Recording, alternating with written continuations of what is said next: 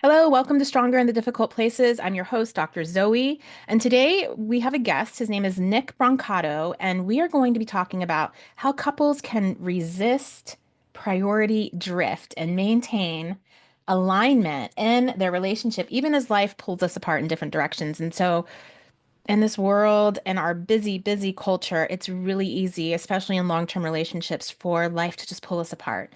And so that's why I want to talk about how can we resist this priority drift. In some ways, I feel like it's a fear that a lot of people have in relationships. A lot of reasons why people don't even want to commit in relationships anymore these days is because life seems to pull so many marriages apart.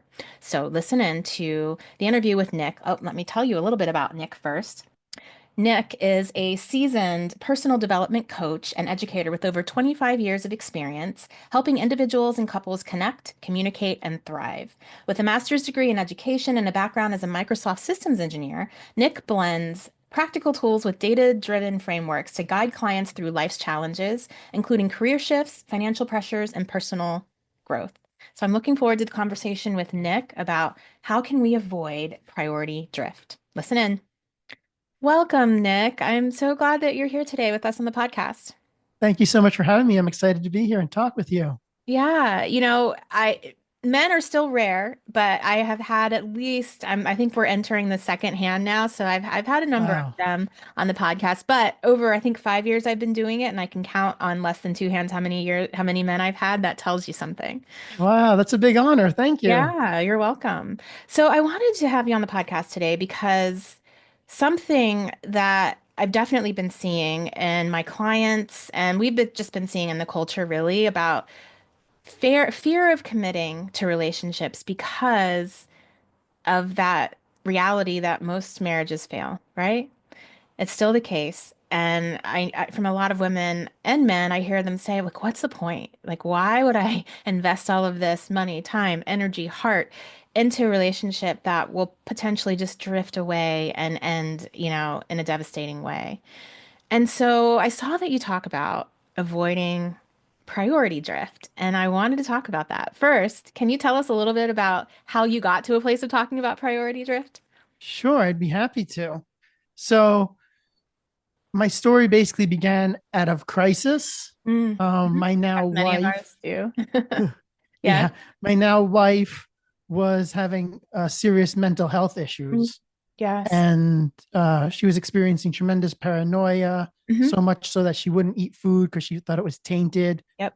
She lost like a third of her body weight. Hmm. And like, so it was really bad. And eventually she was Devastating. diagnosed with paranoid schizophrenia. And Mm. it's a happy, the story has a happy ending At what because age was she diagnosed with that? in her early 30s. That's very rare. I don't know if you know that. Yes, it is Yes. rare. Yeah.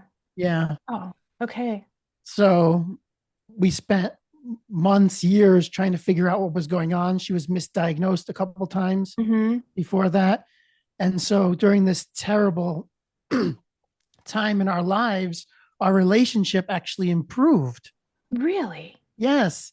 Okay. And even though we were partially living in different realities some of the time, and we had a Yeah. lot of miscommunications because we speak different languages Right. before this crisis. And what happened is our priorities shifted drastically. Okay. We became health and safety became our top priorities, Wow. Yes. and so we were aligned for the first time. Mhm. Wow. And so what I realized was that if our miscommunications and petty arguments fell to the wayside once our priorities aligned, what Hmm. happens if we examine our other priorities? Mm. And so I want to differentiate between values and priorities because values are like your belief system, they're core to your being, they're Hmm. stable, Hmm. they don't change much over time. Once you're an adult, maybe they gradually shift. Right. Priorities ask the question, what's important to me now? That's so good. That's so good. And our priorities, they shift and they change over the course of our life, over the seasons. But also, what I find is that a lot of people will state that something is their priority, but their behavior does not align up with that, right?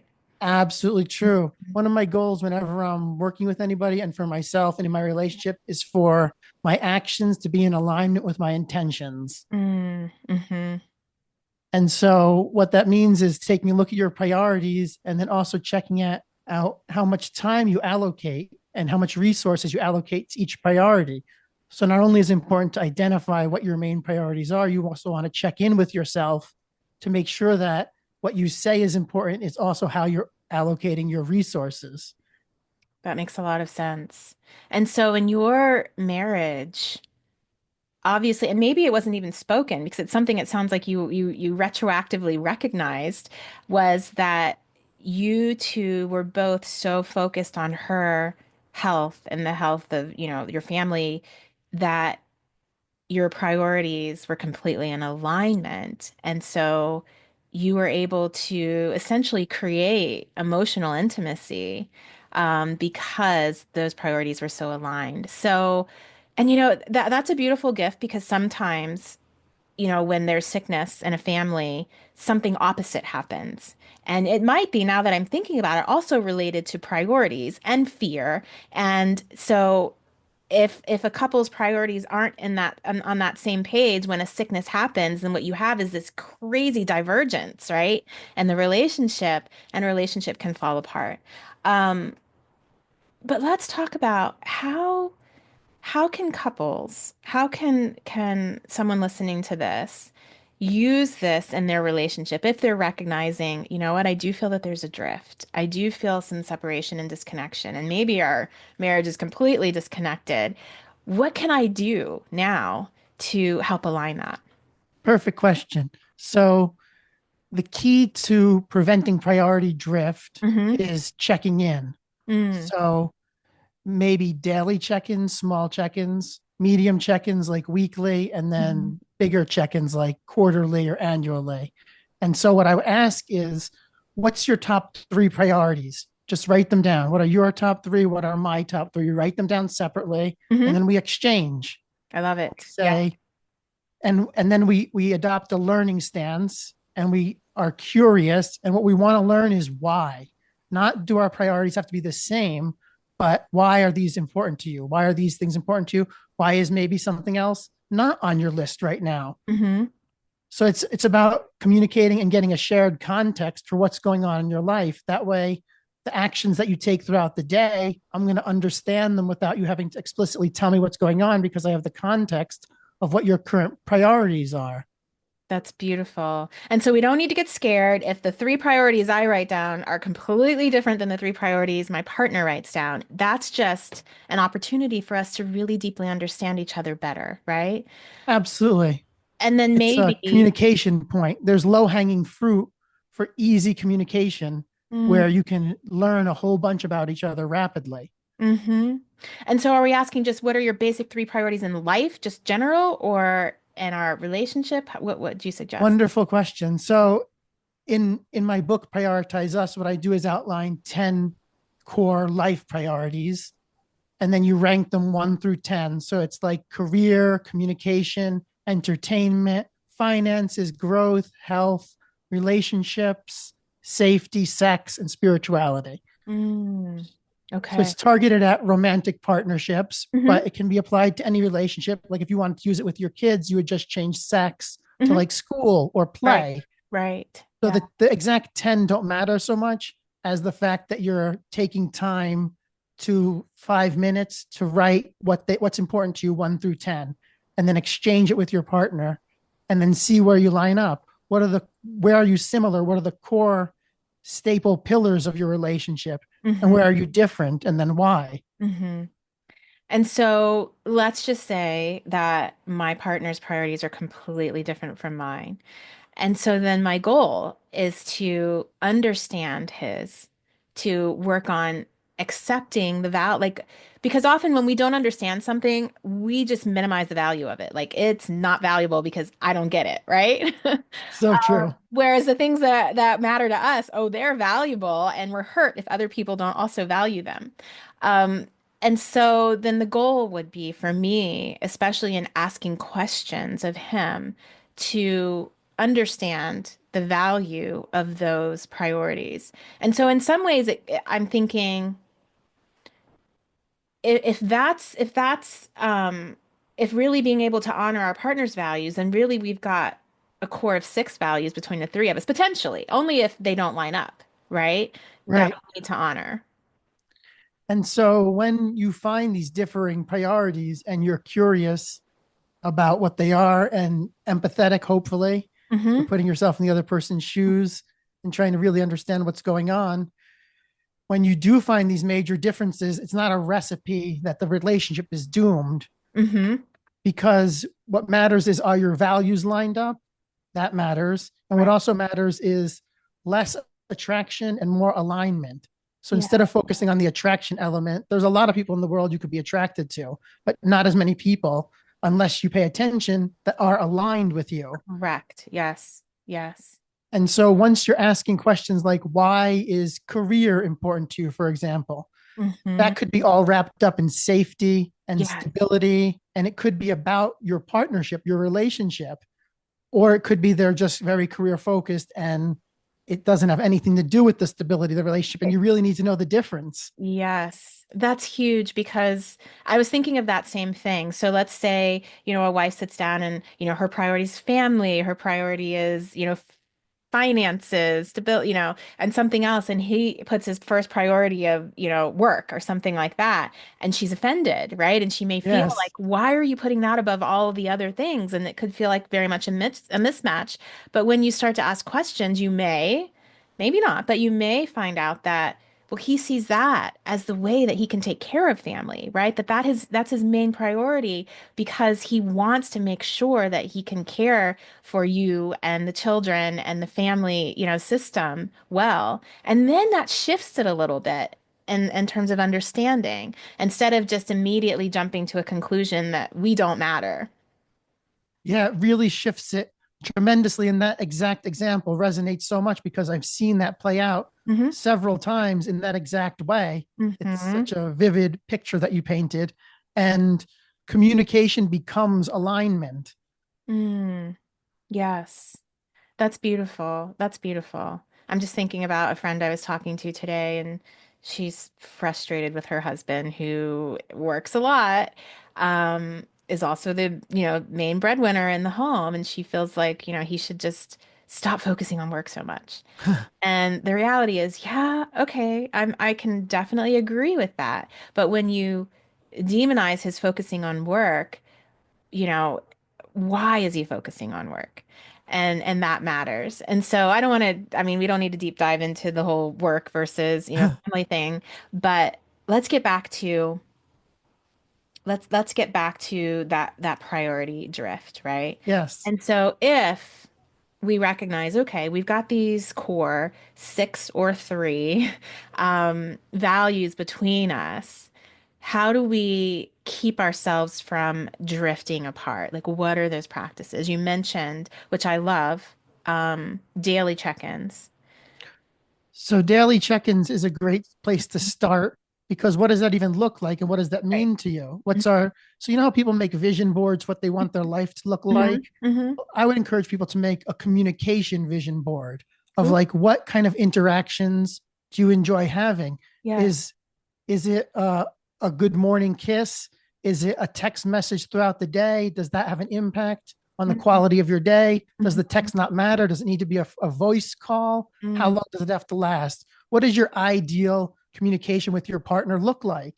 Most people don't spend much time thinking about it. Right. Are And you so it's guys very having these hard to make it be the way conversations? you want it. Yeah, yeah. You listeners, guys, are you guys having these conversations with your partners about all of these things? Like, how do we want to communicate and what makes me feel the most cared for and loved and valued, right? We just assume that the way we want to communicate is the way our partner wants to communicate. And then what happens with, assumptions, we get hurt.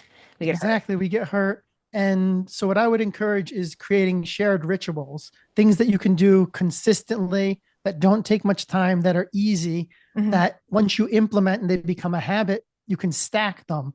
And so, you create an upward spiral Hmm. of systems in your relationship to help the communication, to help avoid conflict, to check in, to avoid priority drift. So, for example, like me and my wife have an easy morning ritual where we just have a hot beverage ritual. It takes like 10 minutes, Hmm. no screens, no devices, and no talking about other people.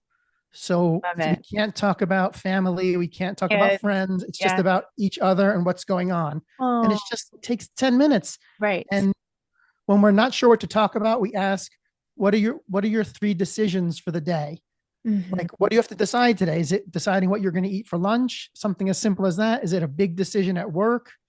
What do you have going on in your life that is going to be an inflection point where you're going to be taking things into account that it might be helpful for you to talk it out loud to me? I love it. You Hmm. might love getting my input, or maybe not. Maybe you just want to share, and Yeah. that's okay too. But Yeah. now we're crafting a shared life together in just 5 or 10 minutes, just by doing this simple check-in. Atomic Relationship Habits. Yes, yes, phenomenal book. Yes, yes. Atomic Habits was a phenomenal book, and I can see how you can apply this to your relationships because those little habits over time really can change everything. And I love that you said that. I love that daily check-in. I always encourage my clients to have what I call a weekly date night and a weekly business meeting. Oh, I love that. Yes. And the date night is exactly what you said that your check-ins are. It's something that you two do together, undistracted, with and where you can only focus on the relationship, can't talk about kids, can't talk about family, but nothing, just the two of you. And then a weekly business meeting where you talk about all the stuff, right? You talk about the kids and the family business and schedule and all the things that you need to make a family work, but you separate them so that you're able to still maintain that relationship separate from what I call family business. Yeah, that's beautiful. I love that. It's such an important distinction Mm-hmm. um, between your relationship and everything else that's going on with the world. You Right. need to sometimes get into your little bubble where Right. it's just about you, like a love bubble. It can Mm-hmm. be for 5 minutes, it can be for 2 hours, it can be a meal, or it can just be a check in, like something as simple as, okay, every day at this time when it's lunch, I'm going to call you and we're not going to get into a big conversation. We're going to talk for like 2 minutes so that it Yeah. doesn't interfere with either our day, but we're going to Yeah. check in with each other and just have that connection point and it's really important to have like a shared vision for the conversation. Mm, Like, so it's not enough to say, like, we're going to text in the morning or I'll call you at noon and it's only going to be quick or whatever. It's right. like, what does this conversation look like? What is it? What's impactful to your day? What's Yeah. impactful to mine? Not just doing it to do it. Right. So you're really setting intentions for Yes, most of your interactions, which matter. Yeah. exactly. I love that. That is beautiful. So I'm just thinking about, because I'm always thinking about this woman, the woman that's in the very difficult relationship where she's listening to this and going, we're so far gone. We have drifted to, two different continents at this point. And I don't even know how we could even begin to do that because we would sit down and just stare at each other and have nothing to say. What is your advice for her? And just possibly getting started with this or just wrapping her brain around it? I would ask her first, is her ideal outcome to be in this relationship forever, long term? Mm-hmm. Is Mm-hmm. or is she considering ending the relationship? So first I would ask her to take a priority test herself. Mm-hmm.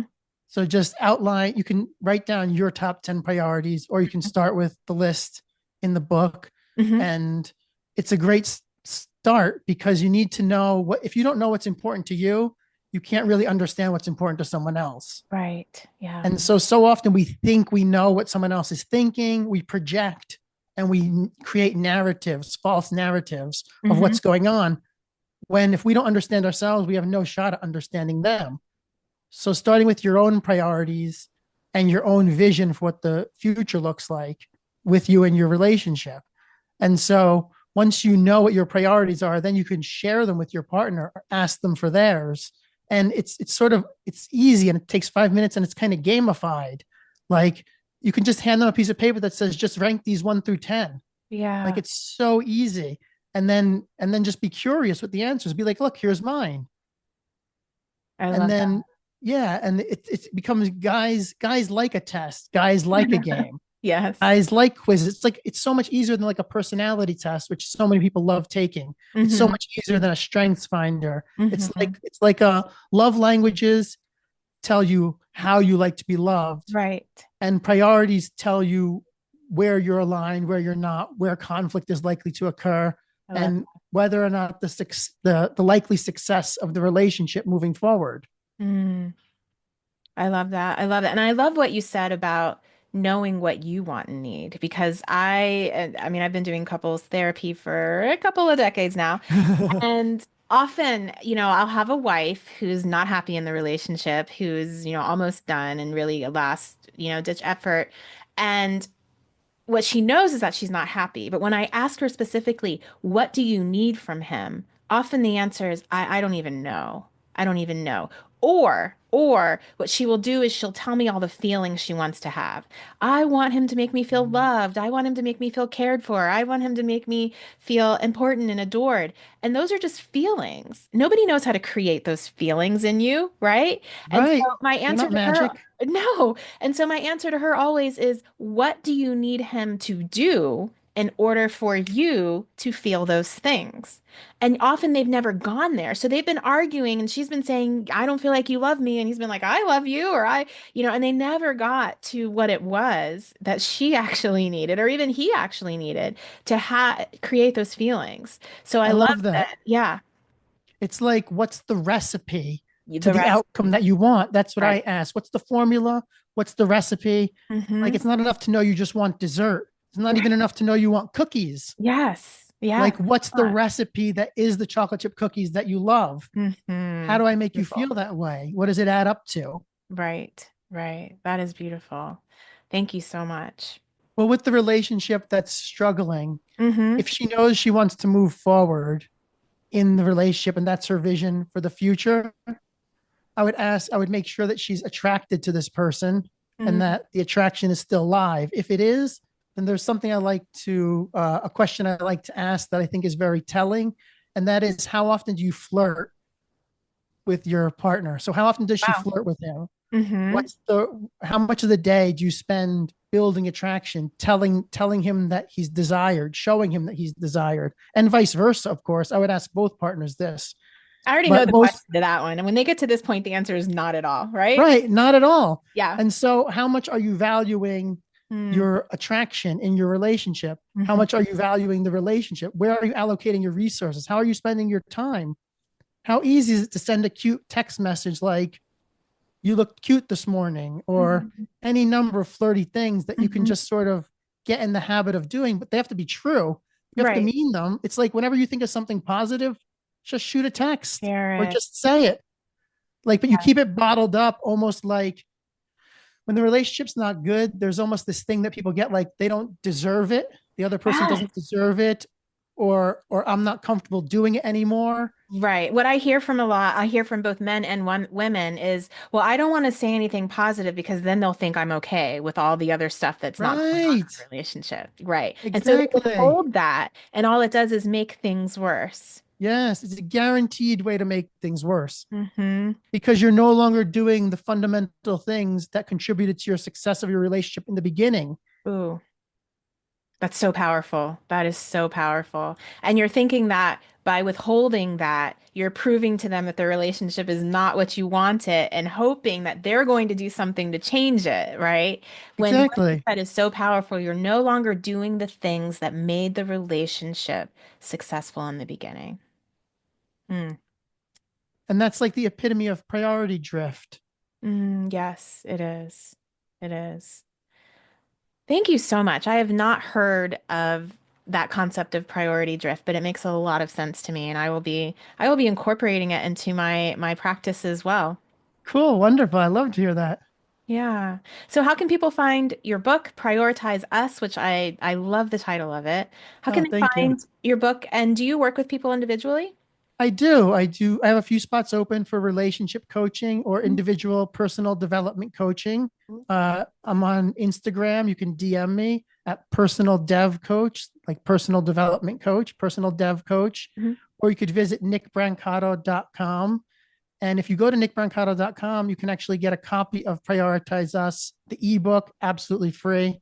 I just Wonderful. want as many couples to get help as possibly can.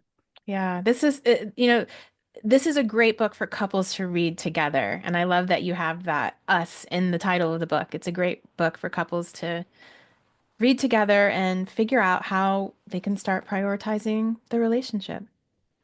Yes, exactly. Thank you so much, Nick. This was very valuable. Thank you so much for having me. It was a pleasure.